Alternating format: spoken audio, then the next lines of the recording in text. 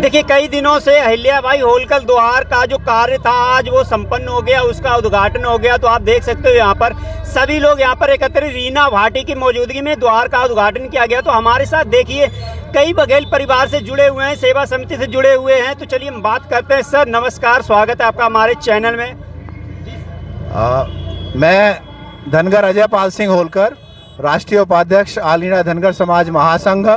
आज विशेष रूप से हमें कहा गया था आने के लिए, तो मैं समय निकाल कर यहाँ पर आया और बड़ी हर्ष की खुशी का विषय है, हमें आना ही था। क्योंकि जहाँ राम जी की कथा होती है हनुमान जी वहाँ पहुँचते हैं। ऐसे ही हमारे अगर होलकर महापुरुषों का गुणगान हो रहा होगा तो वहाँ हमें पहुँचना ही पहुँचना है। तो कमलेश बाबू जी हमारे मुख्य कार्यकर्ता और अन्य साथी गंगा विष्णु चंदेल जी सभी लोग थे, इनके साथ मेरा आज यहाँ पर आना हुआ।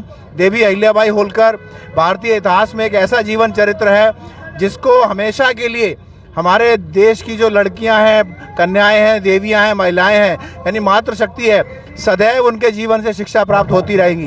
ये तो हमारा धन्यभाग्य है कि आज केंद्र में मोदी सरकार है और आज हम अहिल्याबाई का गुणगान देख पा रहे हैं। देवी अहिल्या जी, इतिहास के बारे में बताइए अहिल्याबाई के। देवी अहिल्याबाई होलकर एक ऐसी महारानी है जिन्होंने इस देश में कुल मिलाकर 28.5 वर्ष शासन किया।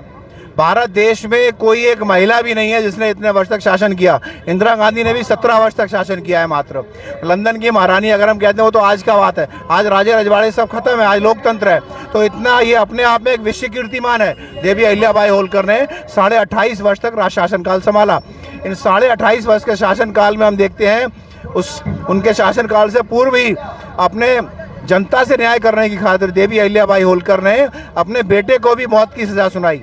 ऐसी है ये देवी अहिल्याबाई होलकर, जिनके नाम पर द्वार यहाँ खोड़ा कॉलोनी मधु विहार में आज बनाया गया है, केरला स्कूल के सामने। तो ये हम सबका सौभाग्य है। इन 28.5 वर्ष के शासनकाल ने देवी अहिल्याबाई होलकर ने जिन मंदिरों का जीर्णोद्धार आज हो रहा है, कोर्ट के निर्णय से हो रहा है, लेकिन उस समय पर अहिल्याबाई ने अपने विवेक से, अपनी योजना से, और विशेष बात ये राज्य के पैसे से नहीं, अहिल्याबाई के निमित्त उनकी एक निजी खासगी जागीरदारी थी जिस पर देवी अहिल्याबाई होलकर का ही अधिकार था। वो कहीं भी उसे खर्च कर सकती थी, यानी राज्य के पैसे से नहीं, अपने निजी जागीरदारी के पैसे थे। देवी अहिल्याबाई होलकर ने इस देश में 4 धाम, 7 पुरी, 12 ज्योतिर्लिंगों का निर्माण कराया। कुल मिलाकर 12,672 धर्म स्थलों का निर्माण देवी अहिल्याबाई होलकर ने इस देश में किया है। और उनका जीवन अपने आप में शिक्षा है। कैसे उन्होंने डाकुओं की समस्या को दूर किया, कैसे अपने उनके राज्य का जो विरोध करने जा रहे थे उनको विरोध को शांत किया। स्वयं अगर राजपूतों का समय सौभाग्य सिंह चूड़ावत सरमौर थे राजपूतों के, उन्होंने भी विद्रोह किया तो पहली बार बुला के उन्हें शांत करने का प्रयास किया, कुछ गांव देकर उनको संतुष्ट करने का प्रयास किया। लेकिन अगले 5-10 वर्ष फिर हम देखते हैं कि अहिल्याबाई के फिर उन्होंने विरोध कर दिया कि महिला का शासक हम नहीं चाहते अहिल्याबाई होलकर का, हम लोग राज्य नहीं होना हम चाहते। तो अहिल्याबाई ने फिर उन्हें बुलाया, कुछ जिलों के बराबर का क्षेत्र उन्होंने देकर फिर विद्रोह को शांत किया। लेकिन तीसरी बार, इतिहास साक्षी है इस बात का, तीसरी बार जब अहिल्याबाई होलकर को दोबारा से एक ऐसा मौका मिला कि अब विद्रोह हो गया है, उस विद्रोह को दमन करने के लिए देवी अहिल्याबाई होलकर ने स्वयं युद्ध का संचालन किया। उन समय उनके प्रधान सेनापति तुकोजीराव होलकर भी सुदूर बहुत दूर युद्ध में थे। स्वयं अहिल्याबाई ने महिला फौज लेकर अपनी सेना का संचालन किया, खुद उन राजपूती सेना को हराया। और कितने वर्ष की आयु में आप कल्पना करेंगे, अहिल्याबाई का 70 वर्ष का जीवन रहा है और अहिल्याबाई की उम्र 60 वर्ष से भी ज़्यादा थी। 60 वर्ष की ज़्यादा की अवस्था की अहिल्याबाई ने उस विद्रोह का दमन किया। सौभाग्य सिंह चूड़ावत को पकड़ लिया गया और उसे तोप से बांध के अहिल्याबाई होलकर ने उड़ा दिया।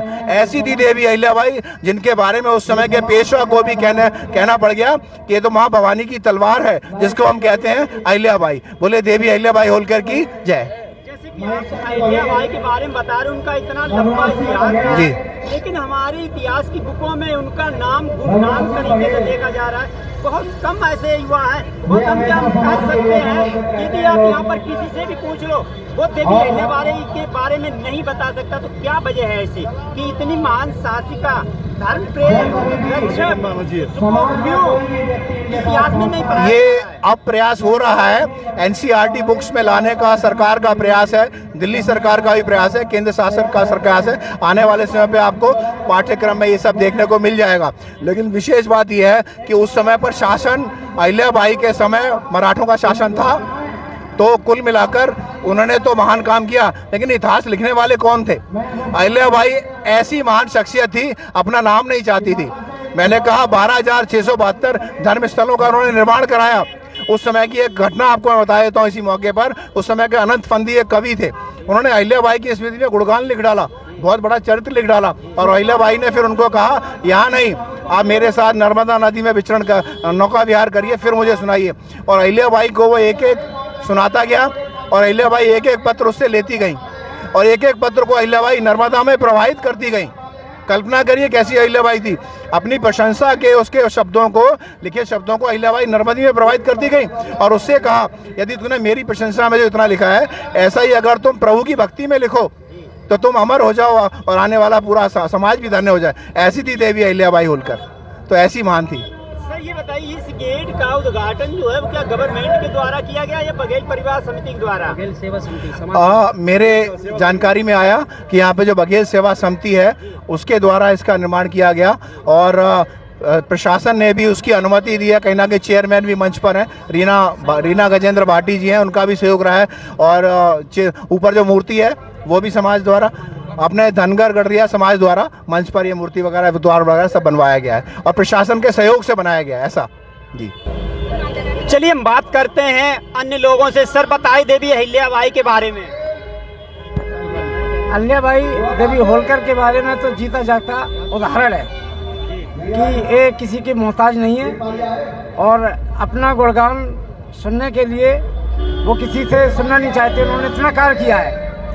तो मैं ऑल इंडिया धनगर समाज महासंघ रजिस्टर्ड मेरठ मंडल धनगर गंगा विष्णु चंदेल हूँ और हमें जो आज यहाँ पर आमंत्रित किया है खोड़ा कॉलोनी से ही जो के निवासी हैं और इस हमारे संगठन में उपाध्यक्ष है भगवंत स्वरूप धनगर जी, कमलेश